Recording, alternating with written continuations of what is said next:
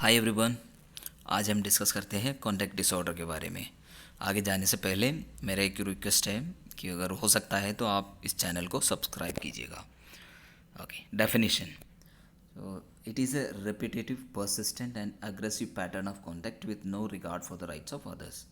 तो ऐसे रिपीटेटिव एक बिहेवियर पैटर्न है, अग्रेसिव बिहेव पैटर्न और परसिस्टेंट, काफ़ी लंबे समय तक रहने वाले ऐसे अग्रेसिव पैटर्न ऑफ कॉन्टैक्ट जिसमें किसी के राइट्स का, किसी दूसरे के राइट्स का कोई परवाह नहीं करते हैं, रिगार्ड नहीं करते हैं। तो ये है इसका डेफिनेशन। अब वो जो नॉर्मल मिसचीफ है जो चाइल्डहुड के, उसको कॉन्टैक्ट डिसऑर्डर नहीं कहा जा सकता है unless it is far in excess of the normal मिसचीव्स। और नॉर्मल जो मिसचीव्स है, शरारती जो एक्टिविटीज़ हैं, उससे कई गुना अगर ज़्यादा है तभी उसे कॉन्टैक्ट डिसऑर्डर कहा जाएगा। अब इंसिडेंट्स देखते हैं। तो contact disorder is 5 to 10 times more common in boys. Boys में गर्ल्स से कंपेयर करेंगे तो 5 to 10 टाइम्स ज़्यादा देखने को मिल सकता है। और इसके जो ऑनसेट है वो यूजुअली 18 साल से पहले है और समटाइम्स ऑफ प्यूबर्टी से भी पहले। ओके, अब देखते हैं इसके ईटियोलॉजिकल फैक्टर्स। तो सबसे पहले मेन ईटियोलॉजी है जेनेटिक फैक्टर, और नेक्स्ट है ऑर्गेनिक फैक्टर्स। ऑर्गेनिक फैक्टर में आते हैं एपिलेप्सी या ब्रेन डैमेज, ऐसे कुछ हो तो कॉन्टैक्ट डिसऑर्डर होने के चांसेस हैं। और बायोकेमिकल फैक्टर्स हैं, उसमें है increased levels of testosterone is proved to cause conduct disorder. तो इंक्रीज लेवल्स ऑफ टेस्टोस्टेरोन भी बायोकेमिकल फैक्टर में एक फैक्टर है। और साइकोलॉजिकल फैक्टर उसमें है पेरेंटल रिजेक्शन, पेरेंट्स के द्वारा बच्चे को रिजेक्शन फेस करना हो तो, और या ब्रोकन होम्स हो, लड़ाई झगड़ा डिवोर्स। तो अल्कोहलिक फादर हो, या कोई प्रकार की अगर अब्यूज़ अगर फेस करना पड़े, फिज़िकल अब्यूज़ या सेक्सुअल अब्यूज़ या इमोशनल अब्यूज़ अगर बच्चे को सफ़र करना पड़ता है तो उस कंडीशन में भी होने का चांसेस है।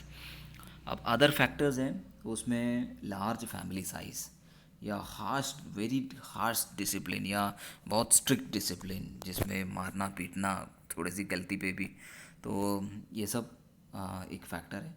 एंटी सोशल पर्सनालिटी के पेरेंट्स को अगर एंटी सोशल पर्सनालिटी डिसऑर्डर्स या ऐसे बिहेवियर हो तो वो इन बच्चों में भी ऐसा कॉन्टैक्ट डिसऑर्डर देखने को मिल सकता है।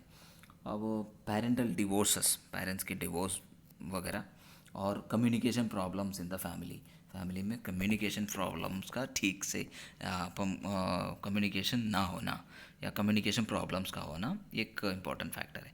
तो इसमें हमने देखा genetic factor, organic factor, biochemical factor, psychological factor और सम अदर फैक्टर्स। तो अब आते हैं टाइप्स। तो उसमें एक तो चाइल्डहुड ऑनसेट टाइप, दूसरा अडोलसेंट ऑनसेट टाइप और तीसरा अनस्पेसिफाइड ऑनसेट टाइप। तो ये childhood onset type show symptoms prior to 10 years. 10 years of age से पहले ही वो सिम्टम्स दिखाएगा, एटलीस्ट वन सिम्टम है वो दिखाएगा बच्चा। अब adolescent onset type they show symptoms after the age of 10, 10 साल के बाद, and do not show any symptoms prior to the age of 10। ये 10 साल से पहले कोई सिम्टम नहीं दिखाएगा, 10 साल के बाद वो सिम्टम्स दिखाएगा, और मोस्टली 18 साल से पहले। तो और तीसरा है there is no enough information to specify the onset. वो कब शुरू हुआ था ये सिम्टम्स, उसको स्पेसिफाई करने के लिए कोई इनफ इन्फॉर्मेशन नहीं है, सफिशिएंट इन्फॉर्मेशन नहीं है, तो उसे अनस्पेसिफाइड ऑनसेट टाइप कहा जाता है। सो चाइल्डहुड ऑनसेट टाइप जो 10 साल से पहले सिम्टम दिखाते हैं, अडोलसेंट ऑनसेट टाइप जिसमें 10 साल के बाद, और अनस्पेसिफाइड जिसमें कब उसका ऑनसेट हुआ वो स्पेसिफाई नहीं हो पा रहा है, वो अनस्पेसिफाइड है। अब टाइप्स अकॉर्डिंग टू सिवियरिटी के अकॉर्डिंग भी इसे टाइप्स में अलग अलग टाइप्स में रखा जा सकता है। उसमें है, एक है माइल्ड सिवियरिटी या माइल्ड कॉन्टैक्ट डिसऑर्डर, नेक्स्ट है मॉडरेट और सीवियर। सो माइल्ड है, उसमें जो सिम्टम्स है वो भी माइल्ड होगा, and the child does minor harm to others, कुछ कम उतना ज़्यादा नुकसान या किसी को पहुंचाएंगे नहीं दूसरे को। मॉडरेट है बिटवीन द टू, माइल्ड और सीवियर के बीच में। और सीवियर है उसमें सिम्टम्स है उसका सिवियरिटी ज़्यादा होगा and significantly they harm others, significant harm दूसरे को पहुंचाएगा। माइल्ड है तो ज़्यादा हार्म किसी को नहीं पहुंचाते हैं, उतना ज़्यादा सीवियर सिम्टम्स नहीं है। और मॉडरेट इन दोनों के बीच में, सीवियर है बहुत ज़्यादा सीवियर सिम्टम्स दिखाएगा and significantly harm others. Okay, clinical features तो सबसे पहले हैं cruelty towards people and other animals, दूसरों के साथ और एनिमल्स के साथ क्रूअल्टी से वो बिहेव करते हैं, क्रूअल्टी दिखाते हैं। और लैक ऑफ एम्पति, एम्पति नहीं होगा। सेक्सुअली अब्यूजिंग अदर्स, दूसरे को सेक्सुअली अब्यूज़ करेंगे। और फिज़िकल फाइट्स, बहुत जल्दी लड़ाई झगड़ा फिज़िकल फाइट इन्वॉल्व होगा और अग्रेसिव बिहेवियर दिखाएंगे। और फ्रीक्वेंट लाइंग, बार बार झूठ बोलेगा। स्टीलिंग, चोरी करेंगे, रॉबरी करेंगे। Break the rules and laws, rules and regulations follow नहीं करेंगे, breaking rules and laws. Deliberate fire setting, जानबूझ के कहीं पे आग लगाते हैं, किसी का घर हो, दुकान हो या कोई और चीज़ हो तो उसको डेलिबरेटली फायर सेट करते हैं। And poor performance at school, school में अच्छा परफॉर्मेंस नहीं होगा।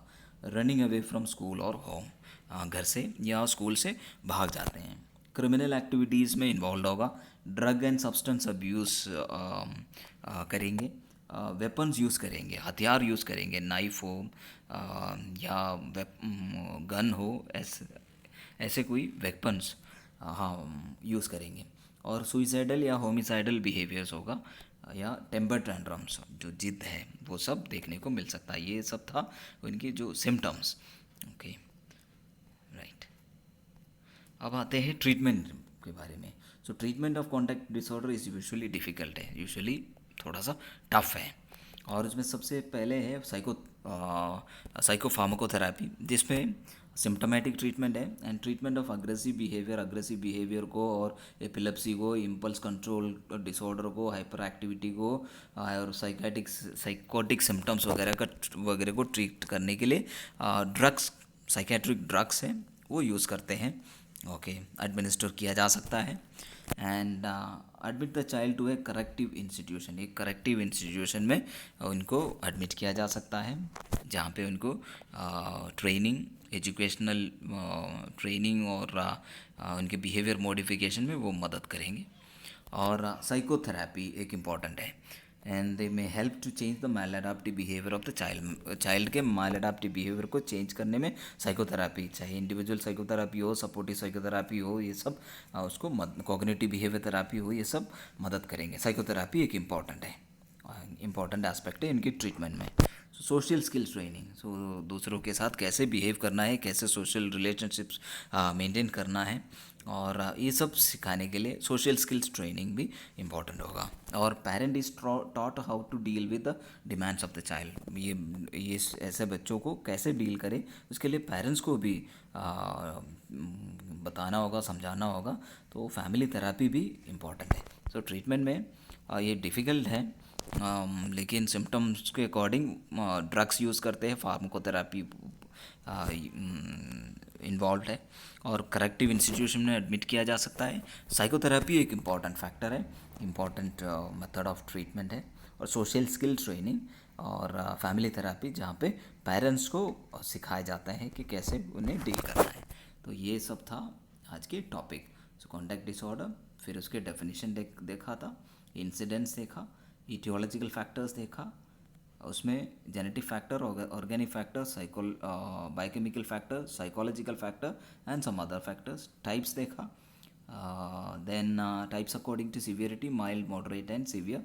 क्लिनिकल फीचर्स देखे और उसके ट्रीटमेंट भी हमने देखा। And that's all about contact disorder. Thank you for watching and please do subscribe.